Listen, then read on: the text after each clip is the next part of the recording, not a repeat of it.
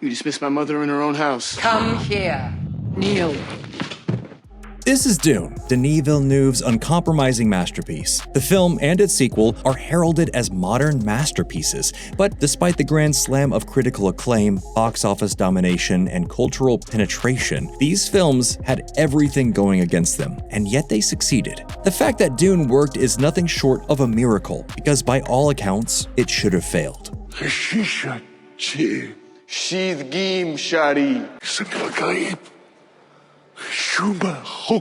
Villeneuve's version of Dune is the third adaptation of the landmark Frank Herbert series of novels. First, David Lynch attempted to bring them to the screen in the 1980s to mixed results. Due to heavy editing and the film being taken away from him, Lynch's version is a compromised epic, to say the least. However, it has amassed a significant cult following over the years. I must not fear. Fear is the mind killer. Then, in 2000, the books were adapted into a TV miniseries titled Frank Herbert's Dune, and a follow-up series entitled Frank Herbert's Children of Dune. These efforts garnered a significantly more positive reception during their run, but have since faded from the cultural consciousness. I must not fear. Fear is the mind killer. That's right, boy. So, in 2016, when it was announced that a third major adaptation effort was being mounted, many fans were skeptical, and with good reason. The books are often referred to as unadaptable, but that didn't stop the two previous versions, did it? What makes these novels so beloved and also so hard to bring to the silver screen? Well, large sections of the books are told in first person, or inside the thoughts of the various characters. It's a series of books that are based on political maneuverings, backstabbings, and betrayals, and you're almost always inside the minds of multiple characters at once. So when a given character betrays someone, you're hearing their thoughts and their reasons for doing so. This might sound like an easy thing to jettison during an adaptation, but it's actually pretty core to the central dramatic thrust of the books and is pretty difficult to remove. The test is simple. Remove your hand from the box, and you die. What's in the box? Pain. Similarly, when the protagonist of the series Paul is learning about Fremen customs or watching his mother, Lady Jessica, manipulate people during formal dinners, we're inside his mind. We're learning as he's learning. It's a very interior story, one that doesn't outwardly scream, "Adapt this to the big screen." Are there massive action sequences? Yes, but Frank Herbert is actively disinterested in those aspects of the narrative, so much so that he will often write and then they fought for like 3 weeks straight. It was crazy, and then just move on to another scene of Paul and Lady Jessica talking. No one loves a mother and son dialogue scene quite like Mr. Herbert. How do you bring all that to the screen? There are so many pitfalls, it's almost laughable. Like the book was purposefully written to be impossible to adapt. We've been carefully crossing bloodlines to bring forth One. a mind powerful enough to bridge space and time. With each subsequent attempt, the filmmakers in question decided to take their own route. Each had their positives and negatives. It's pretty apparent what worked and what didn't. The funniest solution to the problems at hand is how Lynch decided to just try and have us hear people's thoughts, to very mixed results. Where are my feelings? I feel for no one. But that's not the only aspect of this story that's very difficult to adapt. You also have the gargantuan scale, the multiple alien races that get more and more insane as the series goes on, and the fact that the son of our series protagonist becomes a literal worm boy god. Yeah, Leto II, born at the end of Dune Messiah and main character of Children of Dune, becomes a worm god who tortures humanity for a millennia. How is that going to be a movie? Your guess is as good as mine. To remind you that all humans make mistakes, and that all leaders are but human.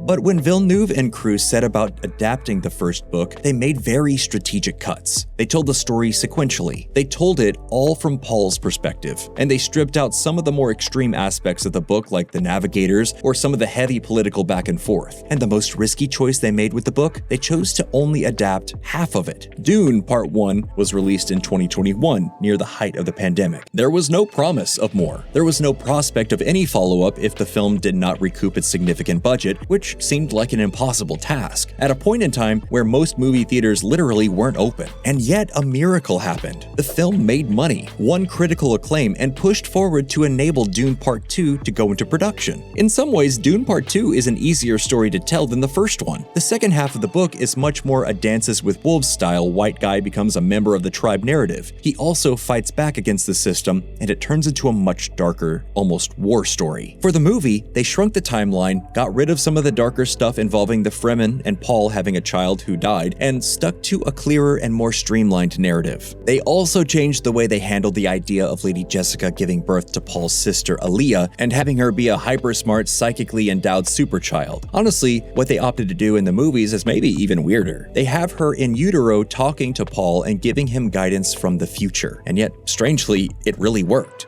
My brother, my dearest brother, you are not prepared for what is to come.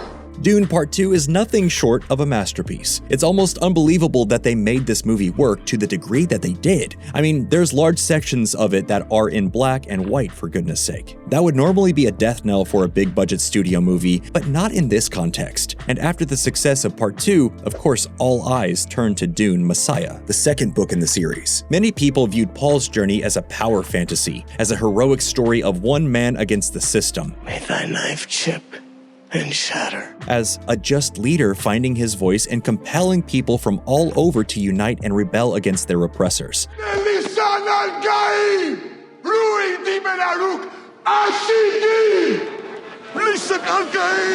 This was the exact opposite of what Herbert's book had intended. He wanted to write a book about how dangerous it can be to follow charismatic leaders, and that's what Messiah was intended to be. A coda on the existing story to drive the point home. They may be curious to hear my side of the story, don't you think? I am Paul Atreides, son of Leto Atreides, Duke of Arrakis. Dune 3 is still months away, but it looks to be taking the same approach to adapting the story the previous two did, taking the core of the story, adapting it fairly faithfully, but streamlining it just a bit. But the fact that we've gotten here is nothing short of a miracle. Listen, Al-Gaib. Voice from the outer world. It's their name for Messiah.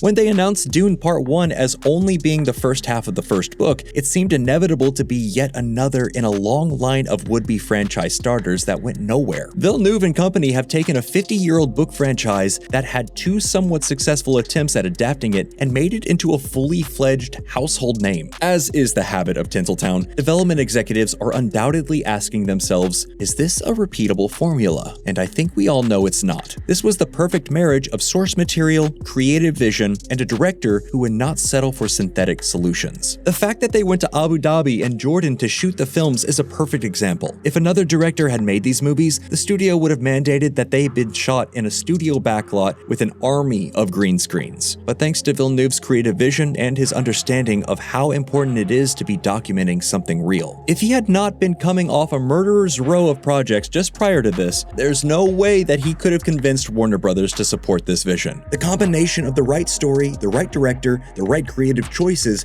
and most importantly, people showing up to support that vision paid off. Every once in a blue moon, these things actually work the way they're supposed to. A warrior religion that waves the Atreides banner in my father's name. Fanatical legions worshipping at the shrine of my father's skull.